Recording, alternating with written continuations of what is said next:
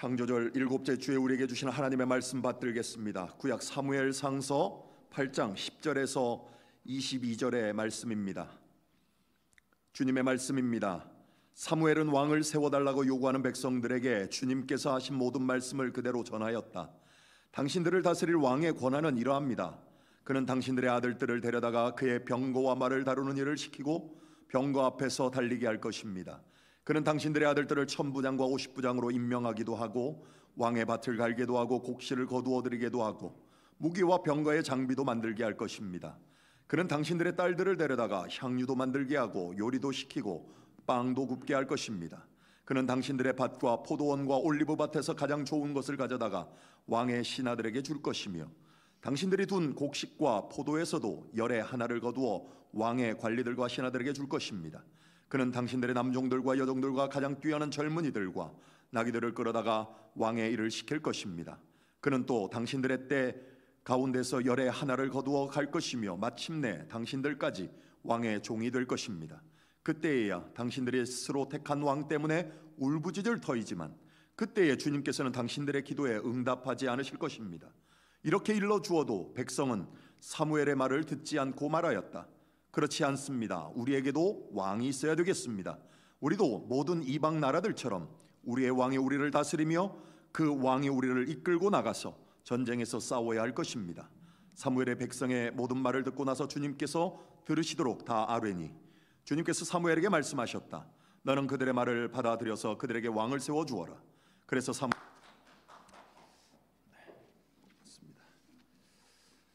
제가 두 명의 미국 복음주의 목사님을 소개하겠습니다. 한 분은 이미 63년에 돌아가신 분이지만 20세기 초반에 미국의 아주 복음주의 목사님으로 명성을 떨쳤던 목사님이고, 다른 한 분은 20세기 후반 그리고 지금도 큰 활약을 하고 있고 이미 교회는 은퇴하셨지만 학교에서 후학들을 가르치면서 많은 일들을 하고 계시는 목사님입니다. 미국 복음주의 목사님입니다. 한 분은 에이든 윌슨 토저라는 목사님입니다. 이분은 굉장히 유명한 분이시고 특별히 당시 20세기 초에 이 미국 안에 교회의 그 부패함을 신랄하게 비판하고 또 교회가 그리고 목회자가 이 인기에 영합하지 않는 그러한 삶을 살아가야 된다고 외쳤던, 복음을 증거했던 목사님입니다. 그래서 그분의 별명이 이 시대의 예언자다라고 20세기 초에도 그는 큰 일을 했습니다. 그가 우리 한국 사람들에게 많이 유명한 것은 그의 저서 때문이죠. 그 저서, 대표적인 저서가 바로 하나님을 추구함이라는 이 책입니다. 굉장히 오래전에 나왔고 또 미국 사람들에게도 이 책뿐만 아니라 The Knowledge of the Holy라는 이 유명한 책이 기독교 고전처럼 읽혀지듯이 아주 유명한 목사님입니다. 그가 생애 마지막 설교 63년 이제 5월 12일 날 설교를 하시고 13일 날 돌아가셨는데 갑작스러운 사고로 12일 날 마지막 설교를 토론토에 있는 에비뉴 로드 철치에서 하셨습니다. 그때 설교 제목이 무엇이냐면 오늘 우리 설교 제목과 동일한 제목입니다. 교회 안에 시들어가는 그리스도의 주권. 이 제목으로 설교를 하셨습니다. 그 설교의 내용에서는 복음의 본질적인 메시지를 잃어버리면 안 된다는 것이 그분의 요지였습니다.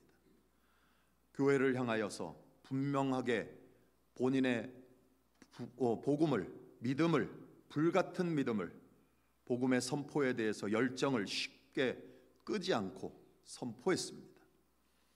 그러면서 그 설교 가운데 이 토저 목사님이 하신 말씀이 이렇습니다.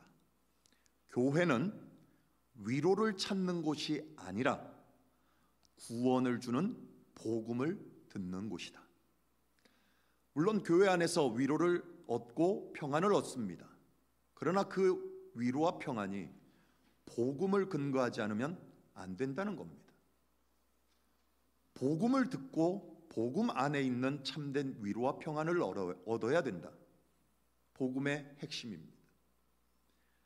제가 또 다른 한 분을 소개합니다. 그분은 미네소타의 베들레헴 교회 목사님이셨고 지난 2013년에 은퇴하신 존 파이퍼 목사님입니다. 여러분들 아마 책을 읽어보신 분들도 많습니다. 이분 책은 한국말로 많이 번역도 되어 있기 때문에 유명합니다. 그 대표적인 책이 하나님을 기뻐하라, Desiring God, 이 유명한 책이죠. 많은 분들이 읽으셨을 겁니다. 이분이 마지막 그 베들레헴 교회에서도 행한 마지막 설교에서도 이런 이야기를 하셨습니다. 물론 세상이 행복한 크리스천을 봐야 한다. 세상이 그리스도인들이 행복해하는 모습, 그리스도 때문에 행복해하는 모습을 봐야 된다. 그렇지만 그 행복은 예수 그리스도께서 고난과 고통 속에서 얻은 그 십자가 안에서 얻은 행복이어야 한다. 그리고 존 파이퍼 목사님이 예배 시간에 예수 그리스도 안에서 기쁨을 누리는 체하며 부와 안락과 건강과 같은 낙천적 농담으로 사람들을 유혹하는 성공신학, 번영신학, 이러한 것은 교회의 모습이 아니다. 세상이 진정으로 필요로 하는 것은 고난과 슬픔 속에서도 꺾이지 않는 예수 그리스도께서 그 십자가의 죽음 안에서도 결코 꺾일 수 없었던 부활 생명처럼 그 고난과 슬픔에서 꺾이지 않는 확고한 기쁨이어야 한다. 이 두 분의 목사님의 선포가 많은 목회자들에게 또 많은 성도들에게 도전이 되었고, 아직도 이 이야기는 책으로도 나오고 또 그 설교가 번역이 돼서 많은 이들에게 읽혀지고 있습니다. 성도 여러분, 교회 밖에서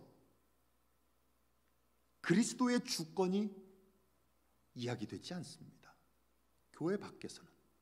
왜일까요? 왜 교회 밖에서 그리스도의 주권이, 하나님의 주권이 이야기되지 않습니까? 그것은 그들이 하나님의 주권을 모르기 때문입니다. 관심이 없기 때문이죠. 하나님의 주권이 그들에게는 필요치 않기 때문입니다. 그렇다면 교회는 어떻습니까? 이 두 분 목사님이 하시는 동일한 대답이 이겁니다. 교회가 그 내용을 알고 있고 그리스도의 주권과 하나님의 주권을 알고 있는 교회가 오히려 그리스도의 주권이 사라지고 있다고.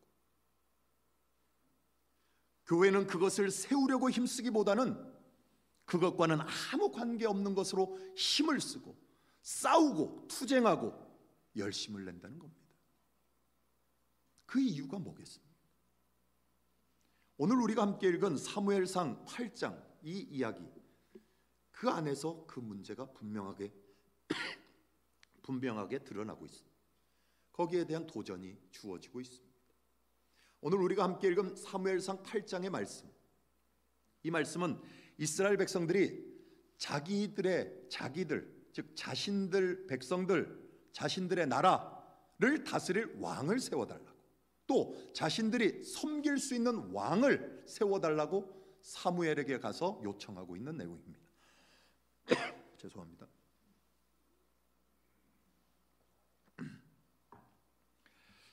사무엘에게 가서 왕을 세워달라고 요청을 하고 있습니다. 그런데 하나님이 이를 기뻐하지 않으십니다. 그러면서 사무엘에게 답을 주고 있습니다. 그 답의 핵심은 이거죠.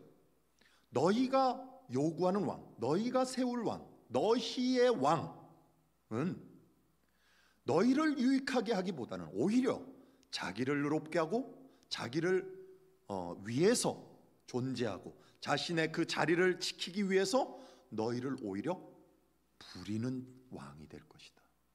그게 오늘 본문 이야기입니다. 한번 본문의 표현으로 한번 보시겠습니까? 사무엘상 8장 11절 이하의 말씀을 한번 보세요.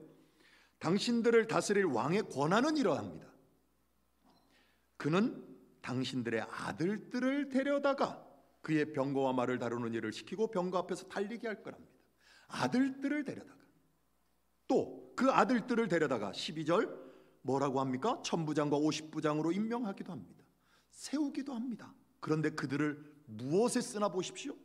왕의 밭을 갈게 하고 곡식을 거두어 드리게 하고 무기와 병거의 장비도 만들게 한답니다. 세운 줄 알았더니 그들을 그렇게 씁니다. 왕의 내용을 위해서. 그리고 13절에는요, 그들의 딸들, 당신들의 딸을 데려다가 부린답니다. 14절은요, 그는 당신들의 밭과 포도원과 올리브 밭에서 가장 좋은 것을 가져다가 왕의 신하들에게 줄 것이고 그것을 나눌 것이랍니다. 소유도 갖고 갑니다. 또 16절은요, 그는 당신들의 남종들과 여종들과 가장 뛰어난 젊은이들과 나귀들까지 끌고 간다. 모든 것을 다 왕이 가지고 간다는 겁니다. 그리고 왕이 부린다는 겁니다. 누가요? 그들이 요구하고 있는 왕. 그러면서 마지막에 사무엘이 이런 선포를 합니다. 18절, 우리 한 목소리로 한번 읽어보시겠어요? 18절 말씀 읽습니다. 그때야 당신들이 스스로 택한 왕 때문에 울부짖을 터이지만 그때에 주님께서는 당신들의 기도에 응답하지 않으실 것입니다. 그래요. 잘 보세요.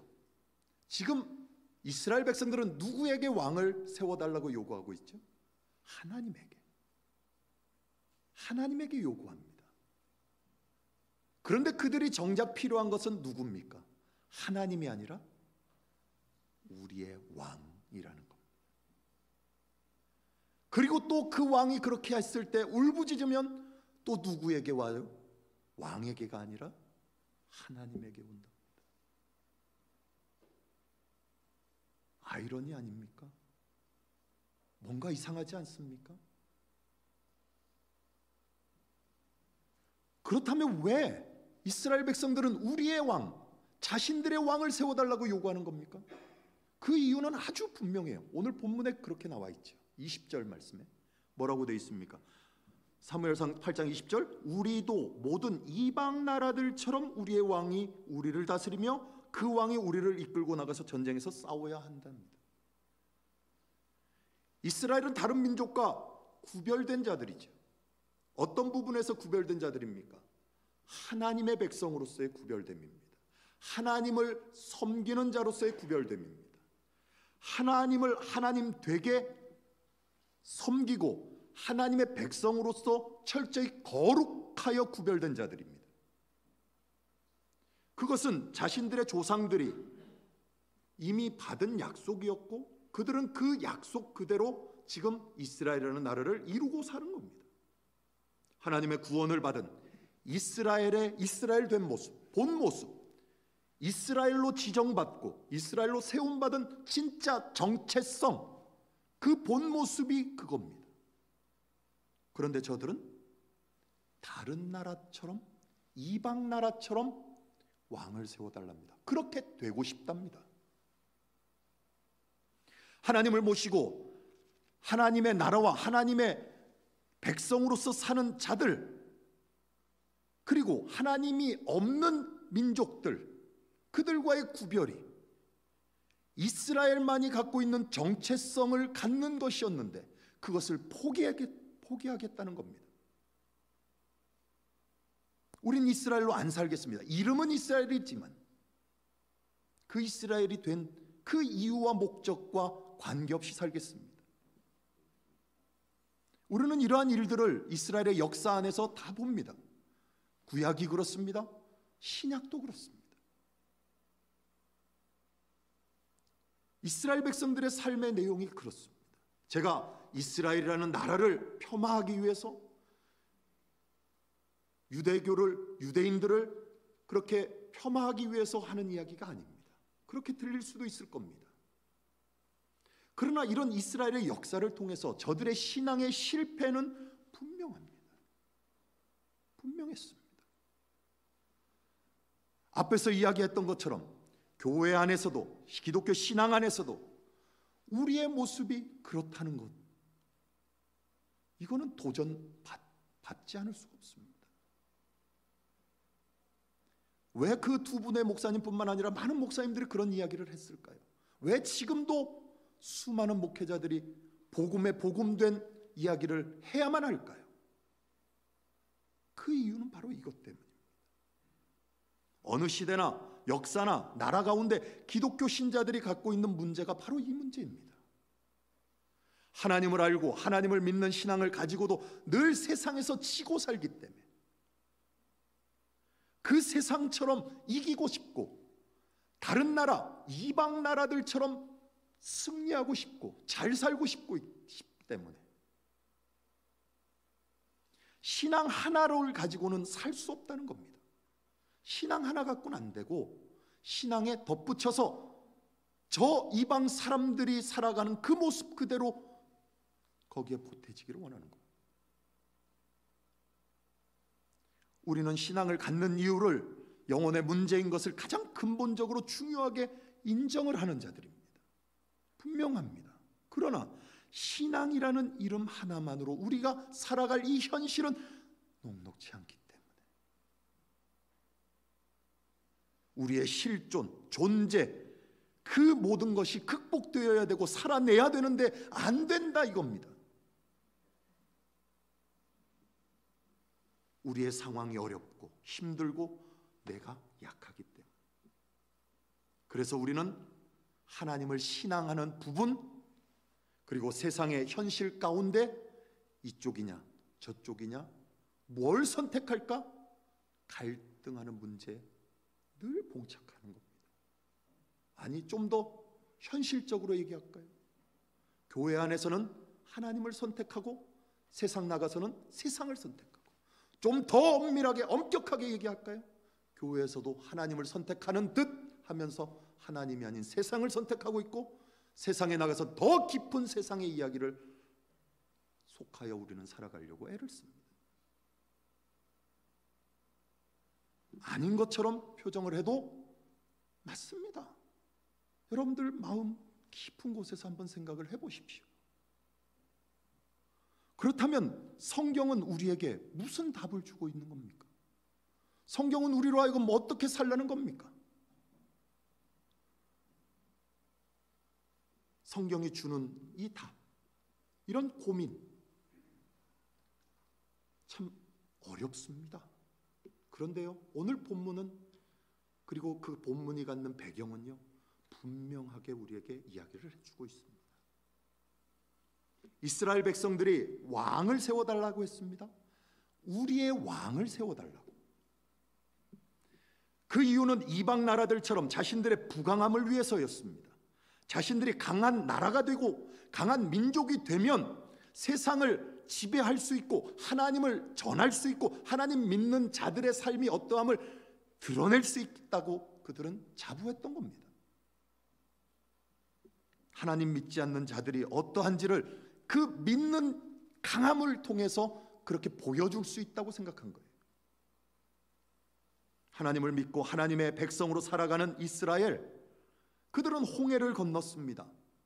홍해를 갈라서 구름기둥 불기둥으로 인도함을 받고 하나님이 이루시는 궁극적 구원을 받아 살아가는 자들로 섰습니다. 또한 주님이 친히 허락하시는 복된 약속, 그 약속은 하나님의 열심으로 이루어내신다고 우리에게 믿음으로 허락하여 주신 약속을 믿고 살아가는 그들의 삶이었습니다. 그것이 그들의 현실이어야 됐습니다. 그런데 저들은 그 현실에 만족하지 못하는 겁니다. 이스라엘은요, 이 사무엘서 8장, 사무엘상 8장의 이야기를 하기 위해서 이 앞에 이야기가 배경이 되면 이해가 아주 쉽습니다. 여러분들 기억하실지 모르겠지만 지난 주일 제가 설교 때 인용했던 말씀, 이 예레미야서 7장의 말씀 혹시 기억하십니까?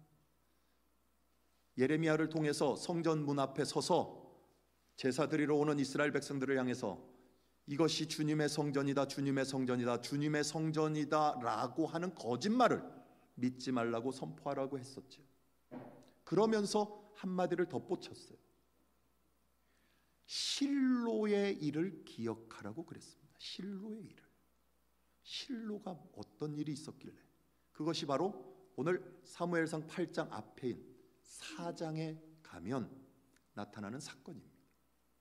사무엘상 4장에 가면 1, 2, 3장은 여러분들 잘 아시는 대로 한나를 통해서 이제 사무엘을 낳고 사무엘이 세워지는 이야기고, 4장 어찌 보면 사무엘의 첫 사역의 시작이 바로 그 이야기인데, 그게 바로 실로 사건이에요.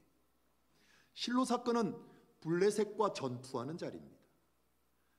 이스라엘은 에베네셀의 진을 쳤고요, 블레셋은 아벡의 진을 쳤어요. 그래서 싸웁니다. 그런데 첫 싸움에서, 전쟁에서 이스라엘이 패했습니다. 4,000명이라는 이스라엘 전사자들이 나타났습니다. 끝났어요. 그러자 이스라엘의 장로들과 회중들이 모여서 이야기를 합니다. 왜 하나님을 믿는 우리 이스라엘이 저 하나님도 모르는 무지랭이 같은 저 블레셋 군사들에게 질린단 말인가? 이유는 단 한 가지, 하나님이 여기 계시지 않으니까.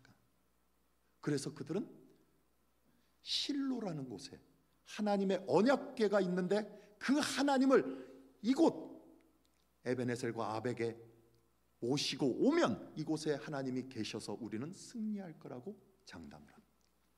그리고 실로에 있던 하나님의 언약궤를 가지고 왔어요.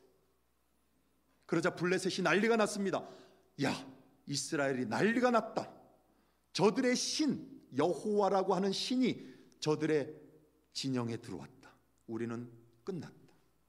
우린 질 거다. 분명하다. 왜? 저들의 신은 홍해를 건너 이곳까지 그들의 구원의 삶을 인도한 전능하신 하나님이니까 우린 진다. 그러니 채비를 잘해서 진짜 이기도록 목숨 다해서 싸워라. 블레셋 군사들에게 명합니다. 그리고 두 번째 전투를 했습니다. 어떻게 됐을까요? 앞에는 4,000명이나 이스라엘이 죽었습니다. 그런데 두 번째 전투에서 이길 줄 알았던 그 전쟁이 3만 명이라는 전사자를 놓고 패해버립니다. 그뿐이 아니라 하나님을 모셔왔던 그 언약궤를 이방 나라 블레셋에 빼앗기고 맙니다. 그것이 실로 사건입니다. 그리고 나서 그 하나님의 언약궤가 다시 이스라엘 진영으로 돌아오게 돼요. 그 사이에는 사무엘상 6장 7장에 무슨 이야기가 있냐면 5장 6장에 이 블레셋 진영에 하나님의 언약궤가 거함으로 나타난 저주들이 나타나요. 다곤 신전의 신상들이 하나님의 언약궤 앞에 꼬꾸라지는 일이 일어나고요, 아스돗 땅에 그 하나님의 언약궤가 있자 아스돗 지역의 모든 사람들이 저주를 받게 되고, 또 그러면 이거 다른 데로 옮기자 하고 에그론으로 옮겼더니 그 지역 사람들이 안 돼, 이거 여기 오면 안 돼, 우리도 끝나, 니들이 알아서 해 하고 난리가 났습니다. 그러자 자신들이 갖다 주지는 못하고 수레에 실어서 이스라엘 진영으로 시험 삼아 보냅니다. 근데 그 수레가 이스라엘 진영으로 잘 왔어요. 그 언약궤가 도착하자 사무엘이 이스라엘 회중들을 미스바에다 모이게 합니다. 그 유명한 미스바 집회가 거기에다 나타나요. 이 사무엘상 7장 이야기예요. 7장은 오늘 본문 8장 바로 앞이에요. 미스바 사건에서 이 사무엘은 이스라엘 회중들에게 금식을 선포하고 하나님께 속죄제와 번제를 드리도록 명령합니다.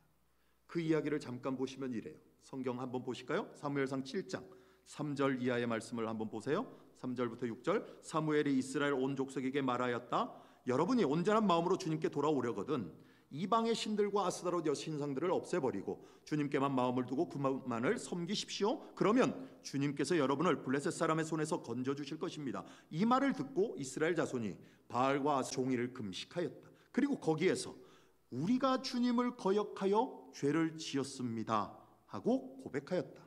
미스바는 사무엘이 이스라엘 자손 사이의 다툼을 중재하던 곳이다 합니다. 그 유명한 미스바 사건이에요. 이곳에서 신앙을 회복합니다. 저들의 삶의 존재가, 저들이 이스라엘이 된 이유가 무엇인지를 다시 확인합니다.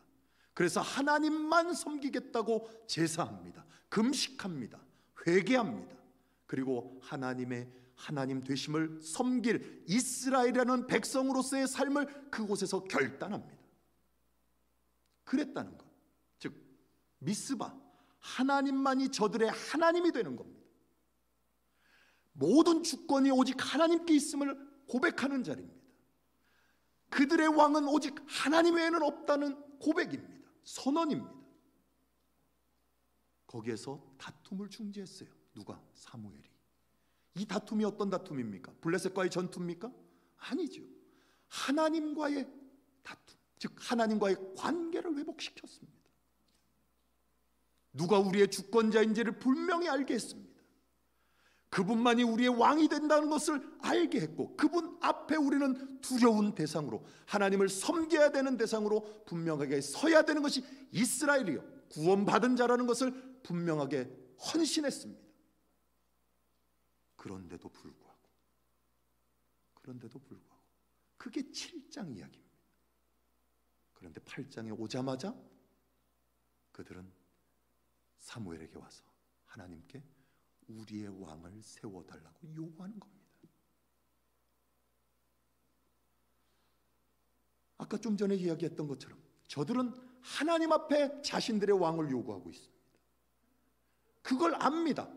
왕을 누가 세워야 된다는 것도 압니다. 그러나 그들은 하나님이 필요한 게 아니라 왕이 필요한 거였습니다. 그들의 왕, 우리의 왕, 다른 이방 사람들과 똑같은 우리의 왕을 세워달라는 겁니다. 그 상황을 성경이 뭐라고 이야기하느냐? 오늘 사무엘상 8장 우리 10절 읽었지만 바로 앞에 7절 8절에 이렇게 성경이 기록했어요.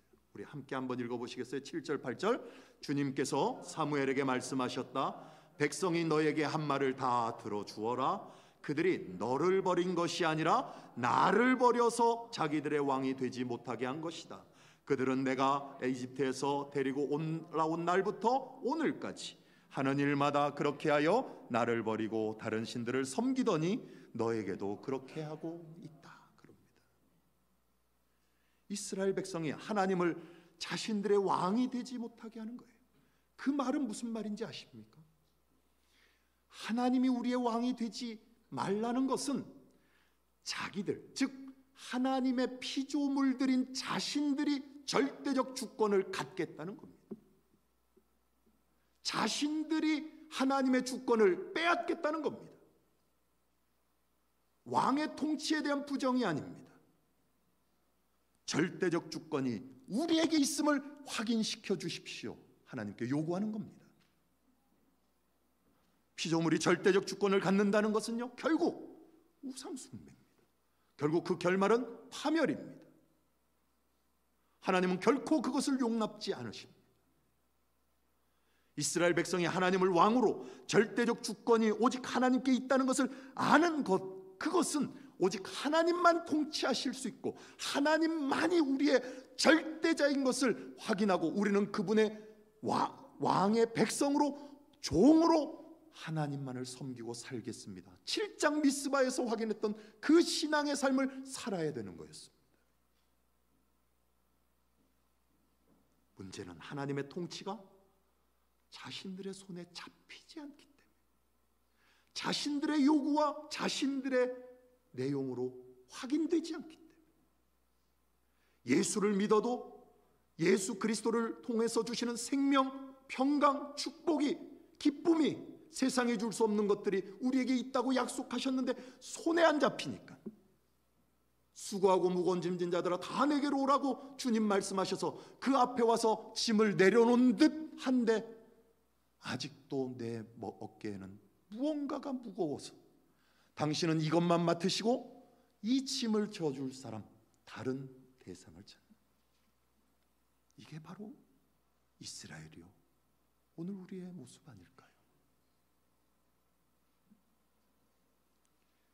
우리의 신앙의 삶의 절대적 주권자가 누구이십니까? 오늘 이 자리에 앉아 계신 여러분들은 분명하게 하나님이라고 고백하셔야 됩니다. 고백해 주십시오가 아니에요. 고백하셔야 됩니다. 그리고 세상에 나가서도, 교회 밖에서도 여러분의 주권자는 하나님이심을 반드시 선포하셔야 됩니다. 그 삶이 흔들리면,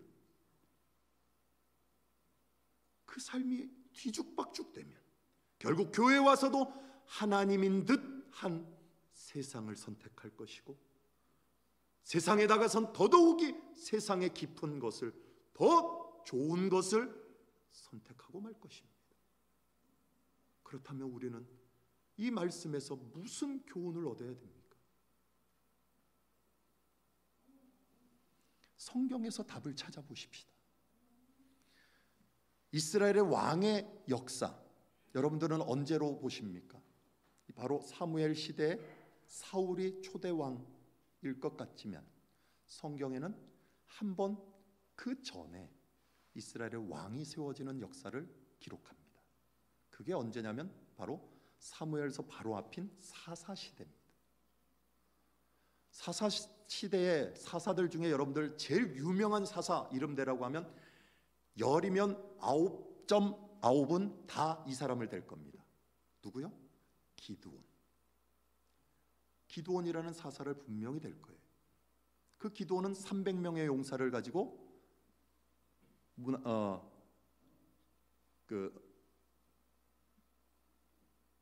300명의 용사를 통해서 하나님의 나라를 세우고가죠. 하나님의 뜻을 이루어갑니다. 그렇죠? 그 유명한 이야기입니다. 그게 사사기서에 나와요. 그런데 이 사사 기드온에게 자녀가 70명이 있었습니다. 그런데 그 중에 한 사람이 어떤 사람이냐면 세겜 여자에게서 난 아비멜렉이라는 아들이 있었습니다. 아비멜렉. 기드온이 죽자 이 아비멜렉이 자신의 외가죠, 세겜 땅에 가서 세겜 사람들을 설득했어요. 그래서 세겜 사람들에게 나를 왕으로 세워달라고. 저 70명의 기드온의 자녀들, 저 70명의 사람들의 통치를 받고 싶으냐, 아니면 내 통치를 받고 함께 살고 싶으냐? 쉬운 이야기로 하면 이거예요. 저들은 아버지가 기드온이라 우리 형제는 맞지만 나는 세겜 사람 아니야. 내가 남이가, 남 아니고 니들 형제 아이가. 그래서 세겜 사람들이 아비멜렉을 왕으로 세웁니다. 아비멜렉이 왕이 되고 나서 한 가장 첫 번째 일이 뭔지 아십니까? 기드온의 70명의 자녀들, 즉 자신의 형제들을 다 죽여버립니다. 근데 그때 막내 중 한 사람이 살아남아요. 그 막내가 누구냐면 요담이라는 사람이에요. 이 요담이 사사기서 9장에 가면 이 아비멜렉 왕이 된, 세겜의 왕이 된 아비멜렉을 이야기하기를, 세겜 사람들에게 설명할 때 이 상황이 어떤 상황인지 아느냐라고 비유적으로 설명을 했어요.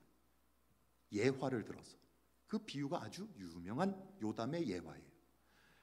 사사기서 9장 8절 이하의 말씀을 보시면요, 이런 기록이 있습니다. 제가 읽어드릴게요. 하루는 나무들이 기름을 부어 자기들의 왕을 세우려고 길을 나섰습니다. 그들은 올리브 나무에게 가서 말하였습니다. 내가 우리의 왕이 되어라. 그러나 올리브 나무는 그들에게 대답하였습니다. 내가 어찌 하나님과 사람을 영화롭게 하는 이 풍성한 기름 내는 일을 그만두고 가서 다른 나무들 위에서 날뛰겠느냐? 그래서 나무들은 무화과 나무에게 말하였습니다. 내가 와서 우리의 왕이 되어라. 그러나 무화과 나무도 그들에게 대답하였습니다. 내가 어찌 달고 맛있는 과일 맺기를 그만두고 가서 다른 나무들 위에서 날뛰겠느냐? 그래서 나무들은 포도나무에게 말하였습니다. 내가 와서 우리의 왕이 되어라. 그러나 포도나무도 그들에게 대답하였습니다. 내가 어찌 하나님과 사람을 즐겁게 하는 포도주 내는 일을 그만두고 가서 다른 나무들 위에서 날뛰겠느냐? 그래서 모든 나무들은 가시나무에게 말하였습니다. 내가 와서 우리의 왕이 되어라. 그러자 가시나무가 나무들에게 말하였습니다. 너희가 정말로 나에게 기름을 부어 너희의 왕으로 삼으려느냐? 그렇다면 와서 나의 그늘 아래로 피하여 숨어라. 그렇게 하지 않으면 이 가시덤불에서 불이 뿜어 나와서 레바논의 백향목을 살라 버릴 것이다 합니다. 성도 여러분, 여기 왕이 되기를 원치 않았던 새 나무, 올리브나무, 무화과나무, 포도나무. 그 나무의 공통점이 뭐겠습니까? 그 나무들의 공통점은 뭡니까? 능력이 없다는 거? 어떤 지위가 없다는 거? 뭡니까? 그들이 갖고 있는 공통점. 능력이 부족해서가 아닙니다.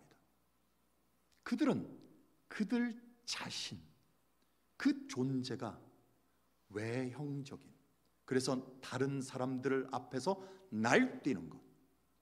그건 다른 성경은 뭐라고 표현했냐면 우쭐대는 것. 또 다른 성경은 뭐라고 했냐면 지배하고 다스리고 정복하는 거라고 했어요.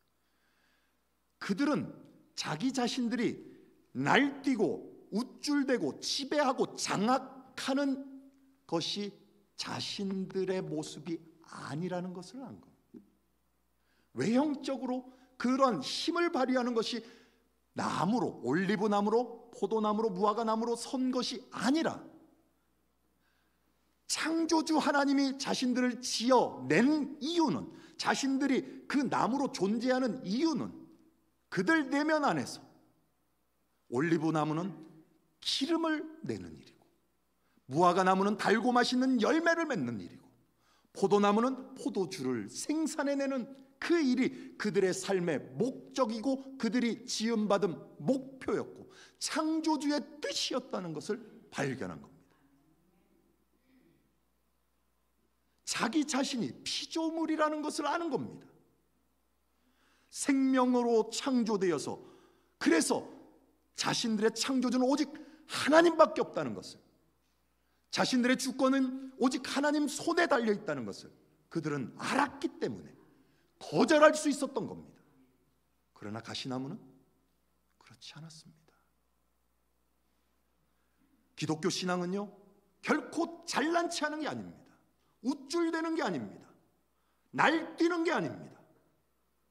장악하고 정복하고 다스리는 것 아닙니다. 하나님 주권 아래 다스림을 받는 겁니다. 우리의 근거가 어디인지를 모르면 가시나무처럼 우쭐대게 되어 있습니다. 이스라엘 백성들처럼 우리의 왕을 요구하게 됩니다. 우리가 피조물이 하나님보다 더 큰 절대적 주권을 행사하겠다고 요구하는 겁니다. 그리스도인은 그리스도 안에, 그리스도에게 속하여 정욕과 욕망은 자기 육체와 함께 십자가에 못 박아버린 자들입니다. 이미 그리스도와 함께 죽은 자들입니다. 이제 사는 것은 그리스도의 생명으로 사는 겁니다. 그 안에 성령의 씨가 뿌려져 사는 겁니다. 그러면 그 터전은 전혀 다른 터전입니다. 그 씨는 전혀 다른 씨고 생명입니다. 내 생명, 내 씨로의 열매가 아니라 성령의 씨가 심겨지고 성령의 터전이 되고 예수 그리스도가 근거가 되면 올리브 나무는 하나님이 기뻐하시는 올리브 기름을 생산하게 되고, 무화과 나무는 하나님이 기뻐하시는 달고 맛있는 열매를 맺는 것이고, 포도나무는 하나님께 영광되는 포도주를 생산하는 것처럼 성령의 씨가 심겨지는 자들은 성령의 열매가 맺어지는 줄 믿습니다. 그것이 그리스도인입니다. 오늘 우리가 함께 선포했던 금주의 말씀, 갈라디아서 5장 24절 이하의 말씀, 그 바로 앞에 22절 23절에는 그 유명한 이야기가 있어요. 우리 한번 다시 22절부터 26절까지 한번 선포해 보실까요? 담대한 마음으로 한번 선포해 보십시다. 그러나 성령의 열매는 사랑과 기쁨과 화평과 인내와 친절과 선함과 신실과 온유와 절제입니다. 이런 것들을 막을 법이 없습니다. 그리스도 예수께 속한 사람은 정욕과 욕망과 함께 자기의 육체를 십자가에 못 박았습니다. 우리가 성령으로 삶을 얻었으니 우리는 성령의 인도해 주심을 따라 살아갑시다. 우리는 잘난 체하거나 서로 노엽게 하거나 질투하거나 하지 않도록 합시다. 아멘. 그렇습니다. 우리는 이미 그리스도 안에 죽은 자들입니다. 그리고 주님이 주신 부활 생명을 사는 자들입니다. 그것이 다만 교회 안에서의 우리의 선택이 아니고, 교회에 떠나면 그건 교회에 놓고 가고 세상은 또 세상을 선택하는 게 아니고 우리의 터전은 전혀 다른 터전의 삶을 사는 자들이 그리스도인입니다. 그 주권은 오직 하나님께 있습니다. 그 권세는 하나님께 있습니다. 예수 그리스도께서 하늘과 땅의 모든 권세를 쥐고 계시다고 하셨습니다. 그 쥐고 있는 하나님의 권세, 그 앞에 우리는 순종해야 합니다. 하나님의 말씀 앞에 온전히 서십시오. 그리고 주님이 맺기를 원하시는 그 성령의 열매, 올리브 나무의 기름과 무화과의 달고 아름다운 맛있는 열매와 포도나무의 포도주, 여러분의 삶에서 풍성하게 맺어내신 우리의 신앙이 되어야 될 줄 믿습니다. 말씀을 생각하며 묵상하십시다.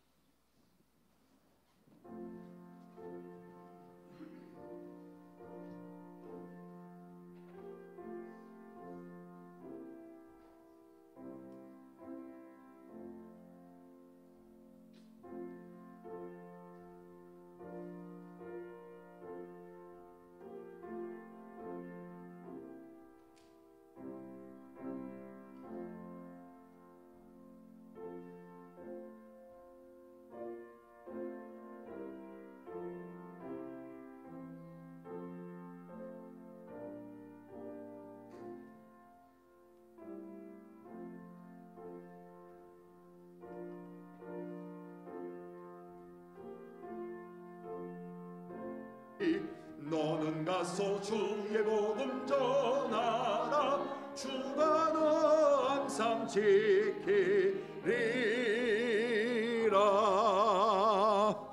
하늘과 땅의 모든 권세를 가지시고 우리 가운데 오셔서 임마누엘로 우리와 함께 동행하심으로 우리를 지키시고 보호하시고 구원의 삶으로 장성한 분량에 이르기까지 인도해 내시는 우리 주 예수 그리스도의 무한하신 은혜와 우리의 영원한 창조주여, 우리의 영원한 구원자요, 우리의 아버지시요, 우리의 전능자요, 우리의 모든 것이 되시는 하나님의 극진하신 사랑하심과 그 모든 하나님의 주권을, 그리스도의 주권을 우리 안에 이루어내시되 당신의 능력으로 그래서 우리 안에 심겨진 그 생명의 씨앗을 온전한 열매로 풍성하게 열매 맺도록 우리를 붙드시고 인도하시고 축복하시는 성령 하나님의 감화감동 교통위로 충만하시 우리 락빌 한인 장로교회와 우리 모든 성도들과 그들의 인생과 기업과 그들의 삶의 역사 위에 이제로부터 영원까지 함께 하시기를 간절히 축원하옵나이다.